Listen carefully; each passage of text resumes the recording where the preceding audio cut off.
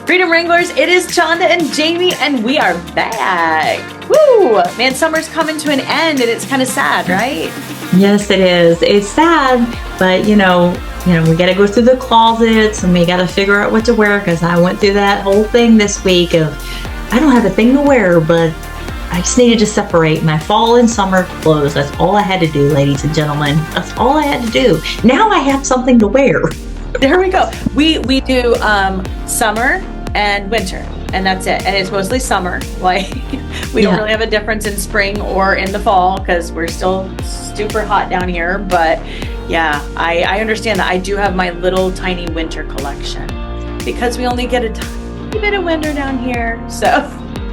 Oh wow. That's true. Florida. I mean, it's 78 degrees here right now. I am loving.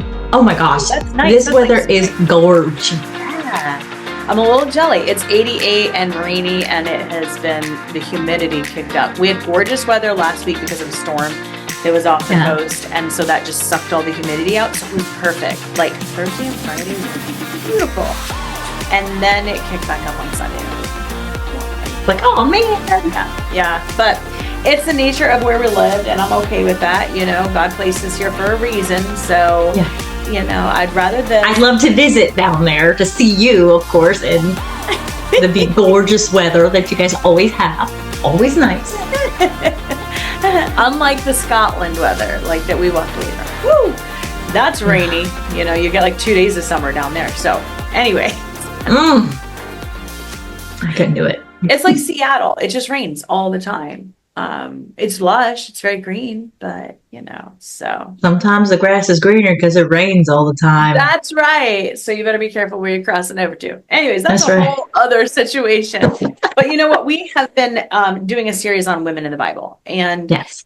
I feel like we've saved the best for last unintentionally. I really do. We have talked about Mary, and we've talked about Esther, and we talked about Anna, and there's other women we haven't even, touched on. And I'm sure that at some other point, the Lord will lead us to talk about these women. But I really feel like we're finishing up with one of the strongest women in the Bible. And I'm just excited to talk about it. I mean, there's only two that have an entire book named after them. So we talked about one last week. And so if that is not a clue to you, we are talking about Ruth. Yes. And I'm excited to talk about Ruth, but we can't talk about Ruth without talking about another lady, and that's Rahab. And we're just going to touch on Rahab just briefly. Because Rahab is in Jericho. She is living inside the walls of Jericho, and she's a prostitute. Yeah. But God. God takes her, and he utilizes her to help get some of the Israelites out that came in as spies. She helps them escape, with the promise that when they come back to invade Jericho, they're going to take her and her family with them, and they'll save them. Because she had heard the stories of their God and how powerful and mighty he was compared to the idols that they were worshiping. And so she follows through. She helps them escape, and she hangs the scarlet rope outside. And they know that that's her home, and they go in and rescue her, and they bring her back. And she decides, I'm going to follow your God. She becomes part of God's people. She wasn't supposed to be. She wasn't chosen. Right. But she was. And I think that that's where we as believers in Christ must remember that, yes, the Israelites are the chosen people of God, but he's also chosen many of us, the Gentiles, if you want to call us that, and he's grafted us into his family, into his family tree, Yeah, and he didn't have to choose Rahab, but he did. And it's like, out of all the women those all the different stories they have about the fairest one of all, and the beauty of this particular type of woman, and this one, a prostitute. Yeah. He chose a prostitute, and she put down the scarlet scarf, and because of that, it helped to save the Israeli army, and that in itself is just an oxymoron, to be quite frank. Yeah. Yeah. That he's using this foreigner that is Yeah, strange already, woman. Yeah. yeah. And he's putting her in this family. And so she's very intricate in the story we're about to talk about and in the lives of the people here because, Rahab marries Salmon, and Salmon and Rahab have Boaz as a son. And so Boaz is intricate in our story, and we're going to talk more about him later on. But um, Rahab is actually the grandmother of King David. Mm, Wow. yeah, She's pretty sorry, cool. she's the great grandmother. She's the great grandmother of King David. Let me correct that really quickly because Naomi is his grandmother. Yeah. And I think about that kind of stuff. I think about Boaz right now. That's what I'm thinking about Boaz. Like, what was it like to be a son of Rahab? What was that like? I wonder what she was like as a mom, Yeah, yeah, with the trauma that she had been through, but also the fact that she was redeemed yes, yes. and changed, and how that would have been to be under her as a child. Mhm. I wonder what that would have been like. I'm sure that it played a massive role in who he became. Mm-hmm. No doubt in my mind. I really think that who raised him played a massive role in the decisions he made later on in his life. Um, Would you maybe, doubt that she might have been a beautiful woman? Don't you oh, think I'm she would sure have had she to be was. a beautiful woman in order to be able to have suitors, Oh, yeah, to yeah, pay her? yeah. I don't think that she was homely. No, I don't Yeah, think she was, some kind of snaggletooth thing over here. right. And her entire house was saved. The entire family was saved because of Rahab. And what we're seeing in these stories that we've been reading is that these women are saving their entire families. It shows the power of a woman and when she has the wisdom to say, not just me, my whole family. And so I say that before we get into this story because you might be the only person saved in your family. You might be the only woman that is following after Christ. You might be married to an unsaved man. But do not question the power that you have and influence you have over your family because That's right. you could be the key to redemption for your entire family. That's right. So I want to encourage women that might be thinking, I'm alone. Nobody else in my family serves the Lord. Nobody else wants to choose Christ. I'm the only one that's being faithful to him. Your faithfulness will pay off and you will be the key to the redemption of your family. I strongly believe that, I you do know. too. So let's get into Ruth. Ruth is just such a powerful, it is like, what is it, 4 chapters long? Am I remembering right? Yeah, Yes. 4 chapters. But there's a lot to unpack in these 4 chapters. And so, the beginning of Ruth really lays out why, who, what, where, when, how.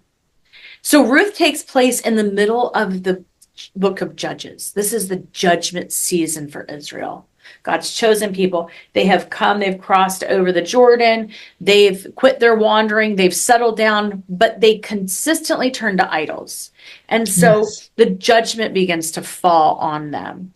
And Amalek took Naomi, his wife, and their 2 sons, and they left Judah, specifically Bethlehem, and they went to Moab. And I think what's so interesting is they left the promised land to go to Moab because there was a famine in the land, wasn't enough food. So they'd heard that there was food in Moab, so they went there.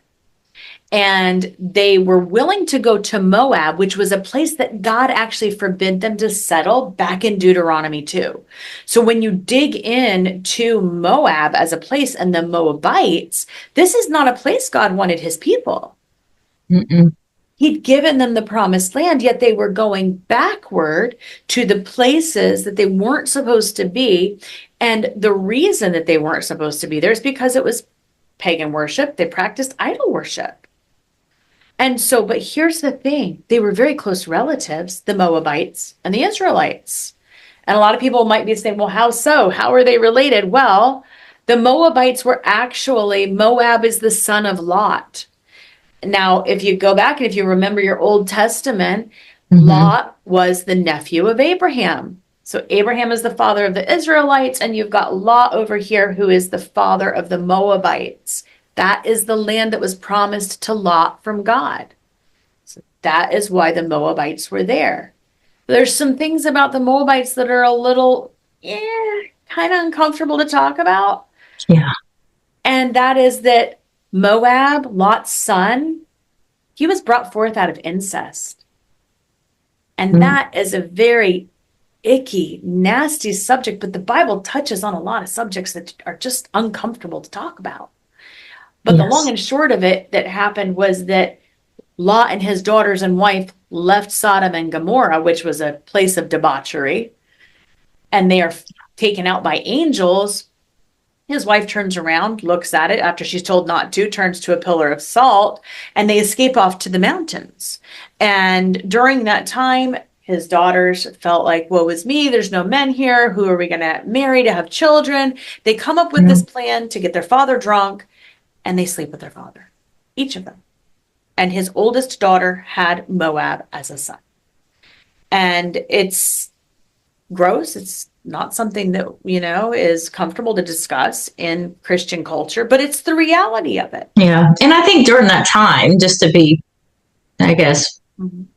I don't know, fair or whatever, it's just, they were always looking for, I guess, the bloodlines and all that kind of stuff to have something pure, even though it's not, and they wanted something that would pass on their religion and all that kind of stuff. So I guess there was slim pickings. But nowadays, I mean, obviously, we have so much to choose from now. The population's overflowing. Yeah. But yeah, it's pretty. Well, In and this day and Abraham age, was it's married to gross. his half sister, so Yeah. and that is what did take place back then. But I know that when we look at that, it wasn't generally the fathers with their daughters. Right. It's more like cousins and things like that. Yes, exactly. And so, but in looking at it, when you read it, they were so scared that they weren't going to have children. Yeah, they were worried. And that's like the thing is like, at that age, I don't know how old they were, but I'm sure they were like, oh my gosh, time is ticking. I'm not going to be able to have any babies. Yeah, I mean, that's pretty desperate. It is. It's very desperate. So an entire group of people, a tribe, is born out of this. And those are the Moabites. And there was a period of time in Deuteronomy 2 where the Lord says, hey, don't harass them. He actually, the term is, it says harass. Don't bug them, don't harass them. You stay away from them. And you're not supposed to intermarry with them. God was really specific about that. Yeah. So Amalek and Naomi take their sons, they settle where in Moab, with the Moabites. And because, hey, there's no food where we're at. So they get to this land, which isn't that far from where they lived, if you look at it on the maps and things. And so you look at this and you're just like, okay, they've gone into a land that they're not supposed to be in. God's already forbidden this. Well, who are their sons going to marry? Obviously, Moabite women, pagan worshiping women. So they go through this period of where Amalek dies, and now Naomi has been brought to a place that she didn't necessarily ask to go to, that is foreign, worshiping foreign gods. And she's got 2 sons, 2 daughters-in-law, and that's it. She's got no covering in a foreign land. But her sons are there, and they're going to take care of their mother. Well, they're there for 10 years, and then they die. And now you have three widows living under one roof. And in that day and age, being a widow was really hard. That's why Yeah. when you read in the New Testament, it says to take care of the widows and the orphans, because the Mm-hmm. widows had no covering. They had no one to care for them. And widows generally would go out into the fields after they had been gleaned behind those that were working in the fields, and they would gather what was there left over. And so, they get to this point, and she is just like, oh my goodness, I've got nothing left here. But I've heard in the fields, because it talks about this, she heard in the Moabite fields, which means she was gleaning. Naomi was gleaning. And she said she heard that there was a harvest in Israel because there was starting a famine where? In Moab, in the Moabite territory. So she says, I'm going home. Ladies, you don't need to come with me. Stay here, go back to your mom and dad's, start again. I'm sorry. I have brought Mm-hmm. so much turmoil on you. And she felt bad. Like she Yeah. literally is weeping with these two women, and she feels guilty, like she's brought some kind of a curse upon them. Mm. And so she goes through all of these things, and Orpah's like, no, we're going to come with you. And they kind of start to travel together. And then she's like, no, no, no, no, you cannot come with me. Go back, blah, blah, blah. And Ruth is clinging to her. The Bible says that she clung to her. She wouldn't let her go physically. And Orpah says, okay, I'll go. She kisses her. She leaves. Mm-hmm. They're just like, no. And that's when we all have read this many times before, but I'm just going to read it very quickly for everybody, because she says to her that, so she says to her in verse 16 of chapter 1, she says, do not press me to forsake you and turning back from following you. For where you go, I will go, and where you lodge, I will lodge. Your people shall be my people, and your God, my God. Where you die, Mm. I will die, and there I will be buried. Thus may Yahweh do to me and more, if anything but death separate you and me. Oh. Now that's a close mother-in-law right there. That she must have just adored her mother-in-law. And that's not common. That's not a common thing where a daughter and a mother-in-law get along so well. And I'm wondering if the bond between them really took place during those 10 years after her husband had died. Right. So I'm wondering if like she saw her sorrow, Mm. and now she's gone through the same kind of sorrow. So we both know that grief can bond people. Yeah. And so Again. I'm thinking that there was this bond because of the grief. Yeah. I'm wondering what age Ruth was when she went to her house. She could have been quite young. And so she probably loved her like her own mother. Mm-hmm. Mm-hmm. And she probably learned a lot of things about cooking and how to do all the stuff, Mm-hmm. spending time Mm-hmm. together. And so there was quite a bond. And really, when you go through tragedies, right? When you Yeah. go through trials and tribulations, you do bond with those people that you go through that with. Yeah. You just like, there's something, it's a bond that cannot be broken, and nobody else understands it. And I think that it's absolutely amazing that Ruth was willing to abandon everything, change her entire religion, her beliefs, all of it, walk away from the land that she had been raised in, and go to a land she'd never been and choose a God she'd never really worshiped. Hmm. That says so much about the relationship of these two women. And there is something spiritual to that too, being that she was a Moabite. And here she is, she's Come turning on, away come on. from that life and having a new life. It's kind of like us as in our Christian walk. We turn away from our past and we're moving forward into where God has promised us to be. So that's, woo, thank you, Lord. So good. He Mm. took someone from a place that the Israelites were never supposed to be with, right? Wow. And let me go back, he takes a family that makes a decision to go to a place they're not supposed to go. And for a Yeah. period of time, life is good. They still choose Yahweh, but then things begin to fall upon the family, losses, and they have to go back to the place of the promised land. And Mm. instead of it being the original family, they're taking someone, a transplant, and they're going to take her there, and she's going to become a part of something she's never anticipated becoming a part of. Wow. From Yeah. the place you're not supposed to be to the perfect place of the promised land. Now, she had no promise or understanding of what she was going back to. She probably had an idea. All Hmm. she knew was that this is where Naomi's family was from. That's all I know. And so I'll go with you because you say that's where the family's at. They had no home to go to, they had no prospects of marriage, nothing. And to go back and choose, well, I hear there's food over there. I hear that Mm. at least they have crops. So, how many times in our lives do we make decisions where we've been in a place where we weren't supposed to be?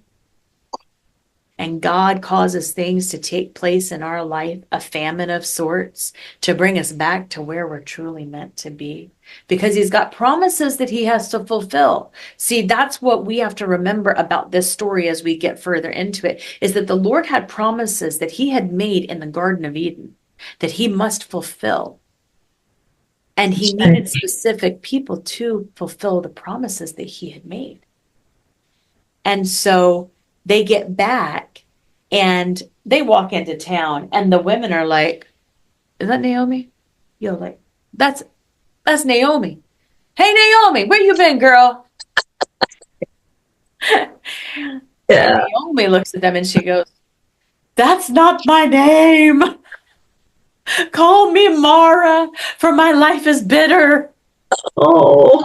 Can't you see this? Like, I mean, drama. They're like, Yeah. okay, girl. Yeah. You came back. Y'all, Naomi came back. She changed her name. I'm not so sure about what's going on with Naomi. She seems a little broken. Hmm. But when you allow yourself to go into the broken places, then what can God do with you? Because you have Hmm. nowhere to go but up when you're in Hmm. broken places. Hmm. So they go back and we get into this situation of everybody's like, by the way, Naomi, she done brought some Moabite girl with her. I think it's her daughter-in-law. And they're looking at her going, oh, she just brought an idol worshiper.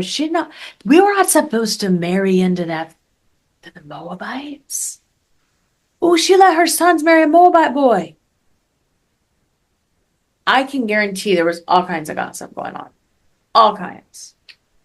And she had this stigma on her because why? Because she let her sons go and do what the Lord said not to do and marry a Moabite woman. Hmm. So you see this starting to take place. Oh, but God, but God. So they've got no food, they've got no means of supporting themselves. And so I go back to gleaning in the fields. And Naomi tells her, you need to go out into the fields. So she goes out in the fields and she starts to glean behind not just those that are actually harvesting the fields. She is gleaning behind the other widows. She isn't getting there. Hmm. And then she comes to this one field. And it turns out that it's this man, Boaz, owns this field. And Boaz is what? He is a relative of Naomi's husband. And we're just going to call him Eli for short, okay? Because his name is just too long to keep repeating. So he is a relative of Eli. And so she says, go into his fields. And she is doing this. And Boaz sees her and he's like, who is that? To one of his workmen. And he's like, Yeah. oh, that's Ruth. That's who Naomi brought back. And he said, oh, yeah, I heard about her. And instantaneously, he makes it a point because he knows the relationship, the kinship, right? And he goes and he says, hey, listen, you pick up whatever's here. Come only to my field. No one's going to bother you, especially the men. The men are not going to harass you. Mm-hmm. Over there, there's water for you, and you come and you sit and you eat grain from my table. So he begins to feed her. Now, something that I began to learn was that she had to humble herself. This is like the lowliest of the lowly places of going behind and gleaning in the fields. Yeah. And sometimes in our lives, we have to be willing to accept where God has put us, as lowly as it might seem. It might be cleaning the church toilets. You might have aspirations to preach, right? You might have a calling on your life to preach. But somebody needs to clean those toilets, and God's called you to do it right now, right here. That's a lowly place. And you might be scrubbing that toilet and thinking, Lord, why am I in here scrubbing these toilets? I know you told me that you had more for me. You had more for my family. And so he puts us in these places, and it's a testing. It's a proving ground. What are you going to do with where I've placed you right now? Yes. What are you going to do right now where I've placed you? Are you going to be faithful, or are you going to cut and run and do what you think is better? Because she could have left. She could have turned to Naomi and said, I know what I said, okay? I said I'd be with you till we die, and that's the only thing that's going to separate us. But here's the deal. It's too hard out there, girl. I got to go home. Mom and Dad have a place for me. I'm sure they can marry me off again. Mm-hmm. But she didn't. Yeah, and as the Lord is saying to her, be faithful in the little things, and then you have much for the bigger things, but you have to be faithful in the little things first. Yes. Yes, you do. And the little things are, maybe you got to work in the nursery for a while at the church. That's a little thing. It might seem like little to you, but it's much to God, because he's just asking about your obedience and your faithfulness. And like, I know that when the Lord asks me to fast, because he's done that recently, it's like I go into it. God's going to show me something. Let's go. No. Are you going to be faithful and do what I told you to do, regardless of whether I give you some kind of a divine inspiration and fire falls from heaven or not, Chanda? Mm-hmm. Always about the faithfulness with God. Yeah. Because our pastor says this, and he says it a lot, but I love this phrase. He says, if you step out, God will step up. It's true. Are you willing to step out? That's true. And so she steps out, and then all of a sudden he does what? He makes sure that she has food, she has water. He sends her, he says, you eat your fill, girl. You eat as much as you want. You don't leave here hungry, and you take extra home to Naomi. And that's what happened. That's what they began to do. That's a good boss, wouldn't you say? I mean, wouldn't you want to have a boss like that? Right. That's a good one. Boaz was a good boss. He was a great boss.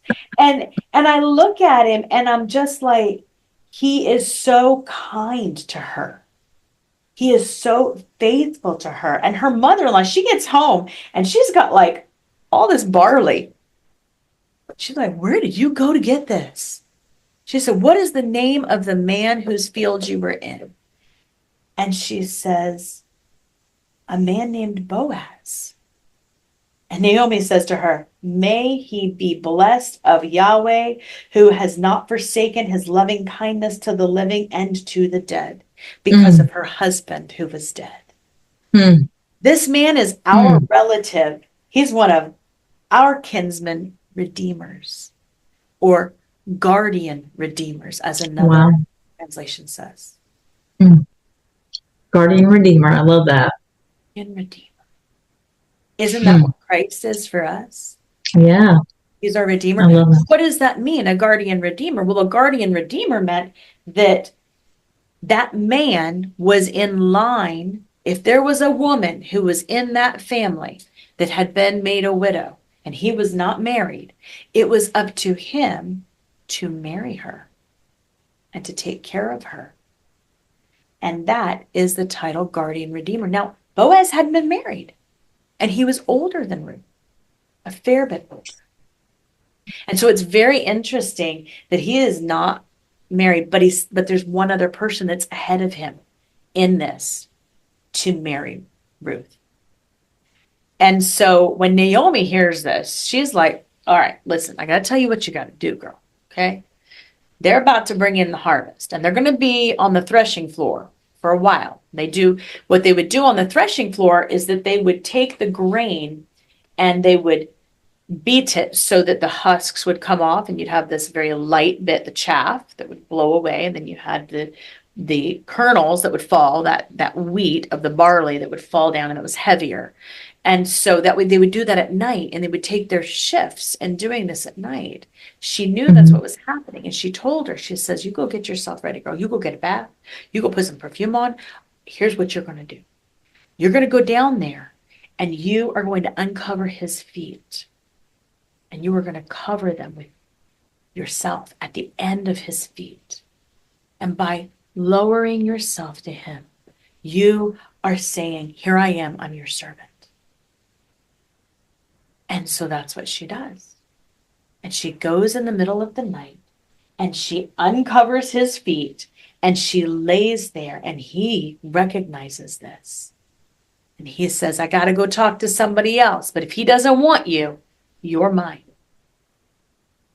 And so I look at this and that lowering ourselves. How many times do we have to lower ourselves in a kneeling posture before God? Mm-hmm. And say, Father, I need you. I need your help.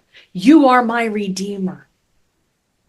You are my guardian redeemer, God. And I need you to move in my situation. Wow, there's bubbles that just popped up on our screen. I don't know if you saw that, Jamie. Yeah, I did. I didn't do it. I don't know where it came from, but little bubbles popped up. It's funny. And so when we humble ourselves and we not only are willing to do what it takes to be obedient to God, working in the lowly places, but we also bow down at his feet. What did Mary do? She bowed down at the feet of Jesus because she recognized he was the Redeemer. She knew it. So there's so many parallels between Boaz and Christ where we see these two like colliding. It's like that foreshadowing. Yeah. And that reminds me of like when she was at his feet, right? Who else was at his feet? Mary was at Jesus's feet, anointing him with perfume. And we spoke about her as well. So that's so interesting that this is what is happening with Ruth and Boaz, which Boaz is the type of Christ. So cool. Yeah. Yeah. It's like we begin to see this and it's like, whoa, he is exuding everything that Christ would. You let her let her drink from here. You eat as much as you want. I'm going to feed you. I'm going to take care of you. And then I'm going to protect you. I'm going to save you. You're not going to stay in this state for very long. I'm going to redeem you and you will be mine. But what are we called to Christ? We're his bride. So we're also the bride of Christ. And then again, you see this, she's going to become his bride. So they go through this and he goes and he says to the other guy, hey, do you want her? And there's this whole situation about throwing down a sandal and different things that take place. And the other guy's like, you got her. She's all yours. And so this beautiful thing, it takes place between them. And they get married, which means that Naomi's going to be taken care of. And you look at this, and so what was the redemption for? It was an exchange of land. See, there was land that belonged in the family. And that land then belonged to Naomi and Ruth as soon as she married Boaz. The qualities of Ruth are unbelievable. And so when we look at her, there's just this faithfulness, Yeah. there's obedience, there's submission. And I'm not talking about submission to man, but submission to God. Mm. Wow. And there is a trust that God, Yahweh, will make a way for her and her mother-in-law. And Mm. so I look at these things and they get married and they have a baby, and that baby is such a joy to them. Like Naomi is just over the moon about this baby. And I'm going to fast forward and then we're going to take some time to talk through some of this other stuff. But the baby's name is Obed. Obed is the father of Jesse, and Jesse is the father of King David. Mm. Now, what does God do here? He has taken a woman that comes from a land that is they've been told do not go there. He brings her back to the land, gives her place and status with Boaz. So she marries a man of status. And he grafts her in to the vine. The family tree of who? The Messiah.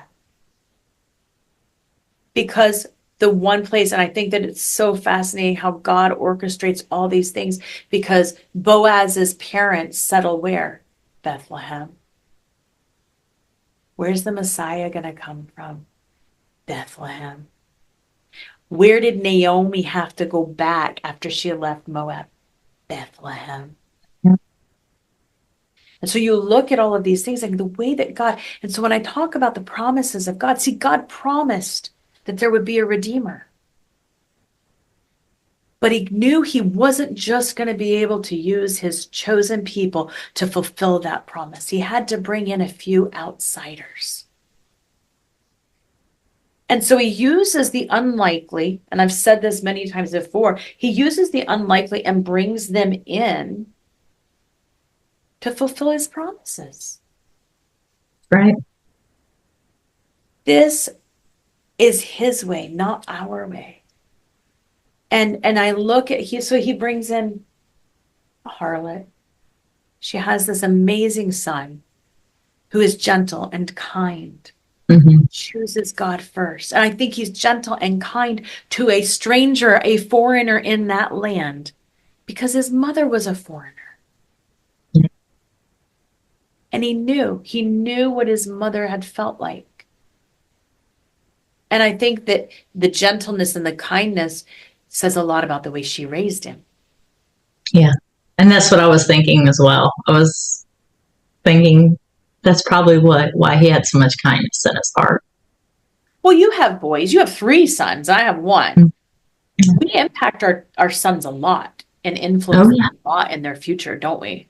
Oh, yeah. It's definitely. I know I had, when I was speaking to you before we were going to talk about Ruth, I was thinking to myself, I don't know if I can really identify with her. But, as we were talking about it just now, I was thinking about what happened with me and my 3 sons. I was thinking about how, I went through a bad marriage and it didn't work out. And I was thinking about the fact that my boss at the time, I was working as I was a pharmacy technician, and the pharmacist, she came to the wedding, and guess what her name was? Her name was Naomi. Wow. Yeah. Wow. And so to me, it was kind of like, the way the wedding was, just the way God orchestrated everything. My parents were both there, and it was pretty amazing that God would just start over the way he did and just restore my life. And yeah, I can identify with Ruth. Wow. I think It's anyone, intense. yeah, it is. It is because there was a redemption that took place in your life, not just redeeming you through salvation, but Right. what the enemy had stolen from you for such a long time. The joy of marriage, the joy of Yes. being loved and taken care of and Hmm. protected had been taken from you, it had been robbed from you. And then what your boys had missed out on with having a godly father in their That's lives. right. And yet God says, my promises to you, Jamie, are true. My promises to you are yes and amen. I will follow through because you have submitted to me. You Yeah. chose me when you could have continued in a different way. Totally. I'm going to bless you with a man that's going to adore you, that is going to love your boys just like they're his. And he That's right. did. And I had to make a choice. I had to make a choice. And obviously that choice was God. Mm, mm. And it's not always easy to choose God, right? It's Hmm. not in the world we live in because there are always easier routes Hmm. that we could take. But when we choose God, it's the sweet spots. And It's, he shows up because he's the yeah. promise keeper. And the children are affected by it. And the Yes. children's children are affected by it. And it's that choice that you're making right now. And I guess I'm talking to the listeners right now. You can talk to me too. It's just, it's where you're at right now in your life right now. Every day is a choice. Are we choosing God? Right. Are we going to choose our flesh? And it's always that. And as a Christian, there's always that. Choose God. We have that liberty. Yes. Choose flesh. Free will. Mm-hmm. Yep. And those choices. So looking back at Ruth, she Yeah. had a choice. She did not have to go back with Naomi. She sure didn't. She could have turned back and went back where she came from. She could have said, this is too hard. But she chose God. And when she said, your God will be my God, and let nothing but death separate you and I, that is a bond of sisterhood. That's beyond mother-in-law and daughter-in-law. That is It is. sisterhood in Christ. And I have only experienced that a few times in my life with a handful of women. I mean, I'm talking 3 women I can think of that I know would walk the extra mile with me. Yeah. That I know would be there. It is a sisterhood that it just is deep. And those people will be by your side no matter what. Because of what? The bond of Christ. And at that moment, Christ didn't exist, but it was the bond of Yahweh that put them together. Mhm. And because of her obedience, the lineage of Christ comes forth. The king, the true king, not the first king, but the true king over Israel comes forth. That's right. That's powerful. I mean, I look at that and I just think, all because of one choice. And she might have thought at that time, I love Naomi. I can't leave her. Mm. She's like, my mom, I can't leave her. Yeah. So I've got to stay with her. She might have thought that that's what it was, but then the prompting of God.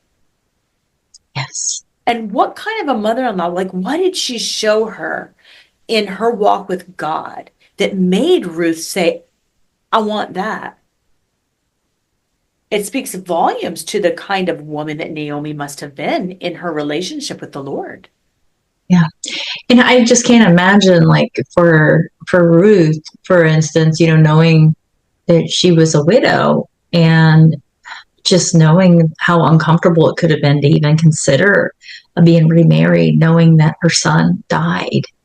Those thoughts, like she must have really kind of swallowed that and said, I'm fine with not being married again, because she was probably, like you said earlier, still grieving the loss of her husband, and knowing how much Naomi was still grieving.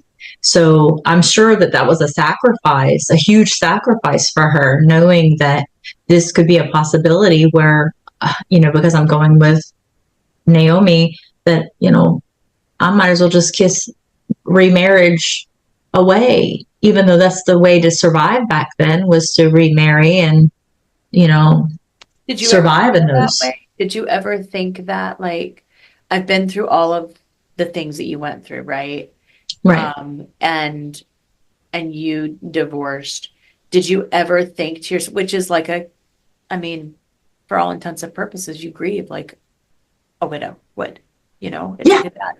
And so I'm Yeah. wondering, And did you, after everything you went through, did you ever think it's just better off that I don't get married again? Or yeah. there's no hope for me getting married again? Nobody's Oh, gonna yeah. marry me, you Actually, know? that's when actually, that's when I did give up. And when the Lord finally decided I needed somebody, I gave up Mm, because I had tried the whole dating thing and all that kind of stuff. And it's like right when I gave up on it mm, is when the Lord showed me. You know yeah, what I mean? Like, so it was kind of like Ruth. Like she gave up.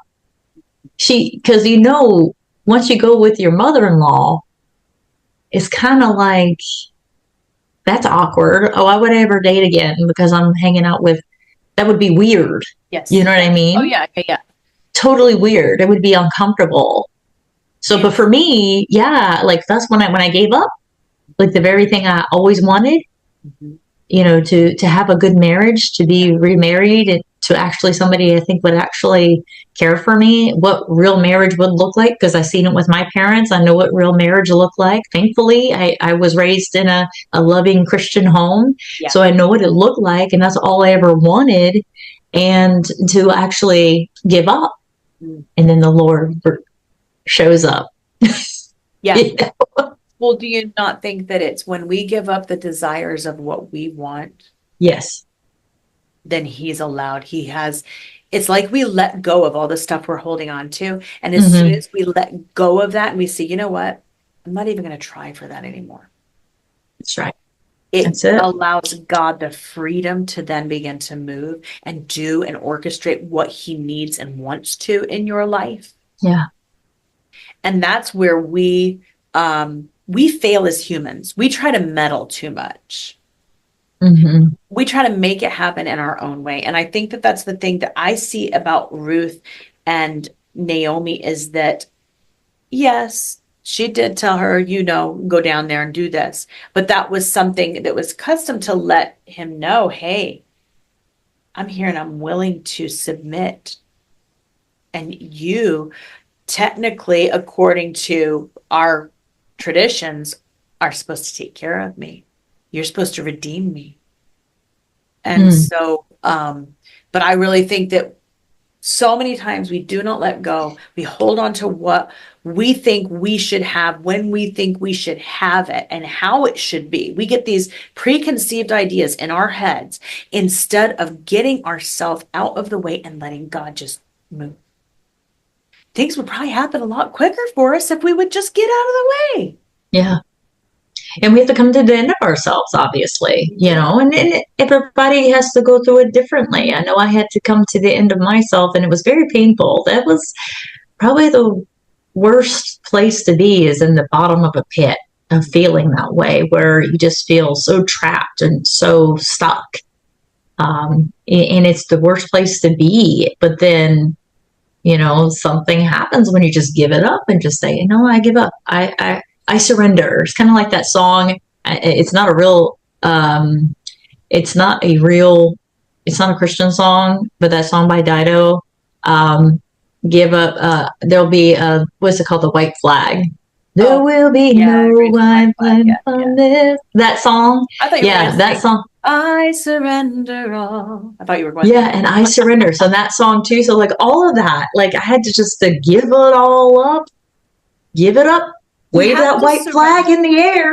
Yeah, yeah. And we have to surrender. That's what salvation is. It's surrendering ourselves to Christ. Yeah. It's surrendering all of our hopes and dreams for whatever He wants. But don't you think that the creator of the universe instilled those hopes and dreams in you? Of course He did. Yeah. So it doesn't mean that your dreams are not worth praying over or your hopes are not worth having. But he has to be the hope, and he will fulfill the dreams in his time in the right season of your life. But surrender's key. You said it there. You got to surrender. Yes. Because without surrender, you are clinging to things that are frivolous and fruitless. Yeah. Ideas that you have in your head that are unrealistic of what your life should look like. Yeah. And it's scary. I mean, it's a scary place to be when you surrender, when you give up. It's you just come to the end of yourself, and it's like all your ego, everything goes out the window, and you just feel so naked and alone. But then, of course, at that spot, the Lord lifted me out of it. And I'm so thankful for that. And he restores you, brings you up, and just fills you up. Yeah, he does. Fills you to overflowing. And you said, I'm just going to pull it up here really quickly because I really believe that, you've said something a couple of times here, and I think it's so important. And it is Psalm 40. And it says, I waited patiently for the Lord to help me, and he turned to me and he heard my cry. He lifted me out of the pit of despair, out of the mud and the mire. He set my feet on solid ground and steadied me as I walked along. He has given me a new song to sing and a hymn of praise to our God. Many will see what he has done and be amazed. They will put their trust in the Lord. I'm going to stop there because I could keep going. But Jamie, because of what God's done in your life, other people have put their trust in Jesus. That's right. Because he pulled you out